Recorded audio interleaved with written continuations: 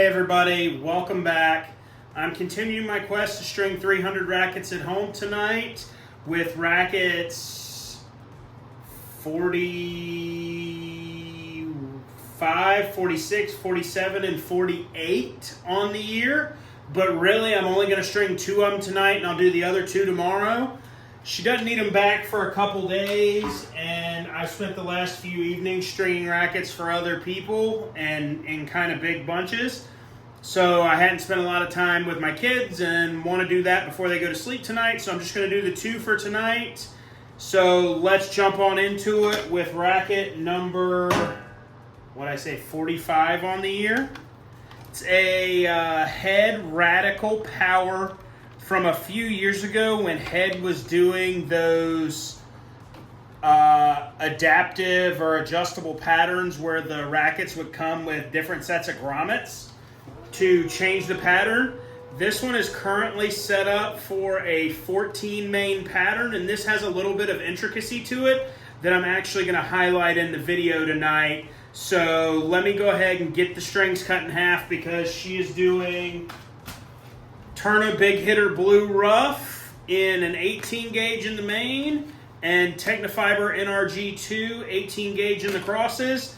Let me get these halved up and get a few of the mains run, and then I can show you what I'm talking about with the intricacies of this racket with these specific grommets being a 14 main racket.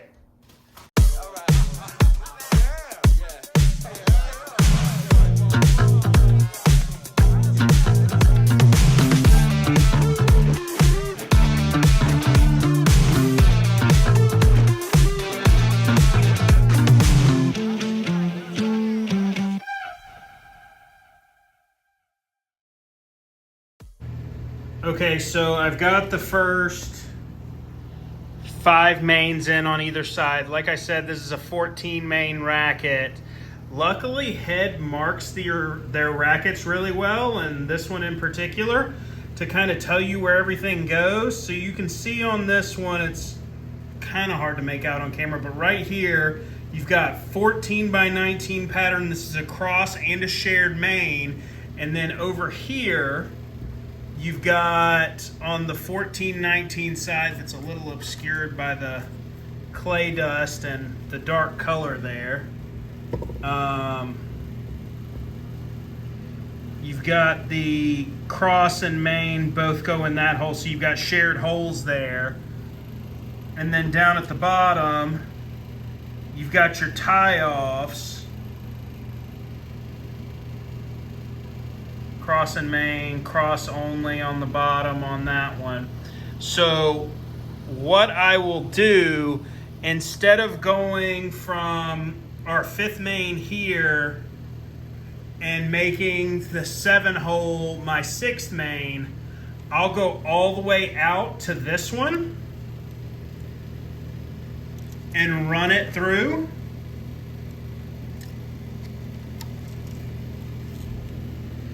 Let's see, and that's going to be a main down here, and run it through so that that long, super long run on the outside there that you see, instead of having to come from here, because the string will come back up this way to tie off, and it'll tie off on the grommet that the clamp's currently on main 5.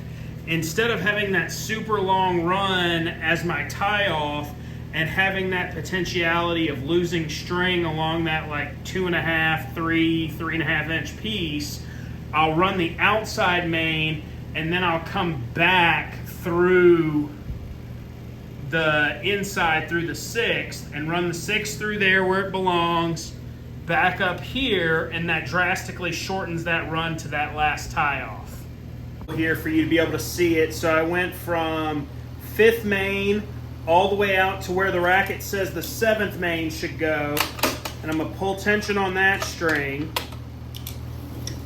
and then I'm gonna loop back through on what should have been the 6th main to where the racket wants the 6th main to go, and I'll pull knot tension on that string and clamp off and then tie off right there, so it reduces that tie off run to about an inch rather than being 3.5, 4 inches long, because it is pretty hefty. Let's see, get my little tape measure here. Yeah, it's about 3.5 inches long if you just go from the outside, where doing it this way, it's really only about an inch long. It's only kind of skipping one grommet. And this is something that isn't only applicable to this racket, but is super useful just due to the very much extended length of the run there on the outside. But I actually learned this technique experimenting on my own rackets when I used to play the Head Extreme MPs, because they do something similar where instead of tying off on 7 at the throat, you tie off at 6, so you've got to come further back into the frame, so you end up with a long run on the outside of the frame to create that tie off. So even with my own rackets, I would actually loop back like that to cut that distance, and it's just something that you learn can be applied to a lot of frames with similar tie-off positions. In an ideal world, realistically, we just run the pattern as normal and then tie off out here. But since this racket in particular has this shared main cross hole, that's just not an option. So I do that loop on the outside so that that long run maintains tension throughout.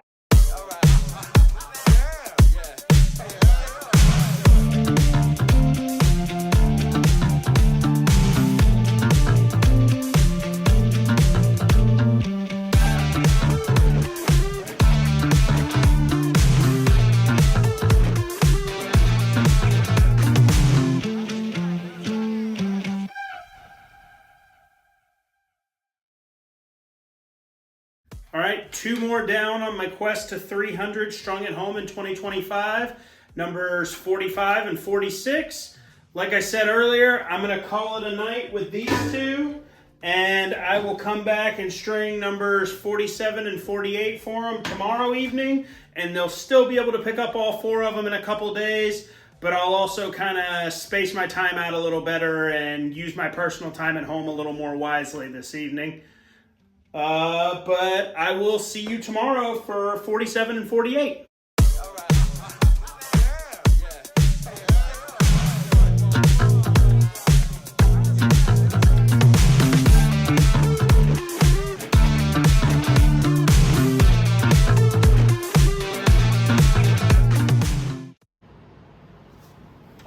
All right, so as you can see here, even though I cut the pack exactly in half, due to this racket being oversized, there's not quite enough to get into the tension head here on this racket.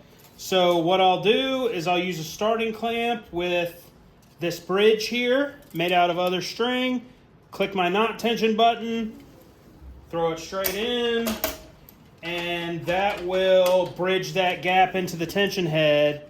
And I'm going to have to do it on both sides of this racket, and I may have to do it on both sides of the Extreme. I don't really remember. I guess we'll cross the bridge when I get there, because it's not a super huge deal, but it does make a starting clamp necessary.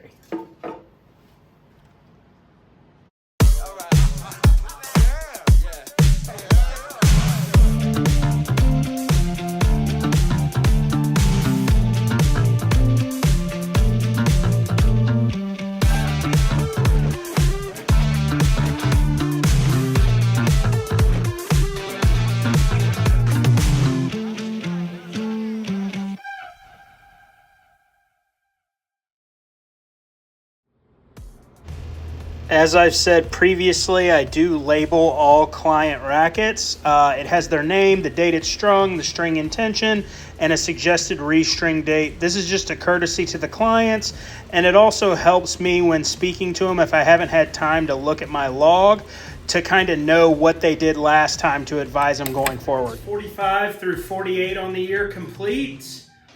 Varying DTs on all of them due to the different patterns and the different sizes. The Radicals came out to a 33 with that super open pattern that I'm still not convinced is a real measure of DT. The Radical Power I did a while back that kind of gave me an inconsistent DT, that's from her husband. And same thing, I'm still not sure that the ERT 300 can consistently read that one. On the Instinct and the Extreme, they were consistent at 36. All set for tonight. A couple little different things with the different pattern here and having to use the starting clamp to bridge on the mains on the other two to catch in this video. If you like the video, please do like the video down below. Click the button. If you have any questions or comments, please leave those down below. Please subscribe to the channel and turn on your alerts so you'll see more. If you're willing to help me on my quest to 300 rackets strung at home in 2025, please tell your friends, have them reach out on here, on WhatsApp, by phone, find my website, find my Facebook, whatever.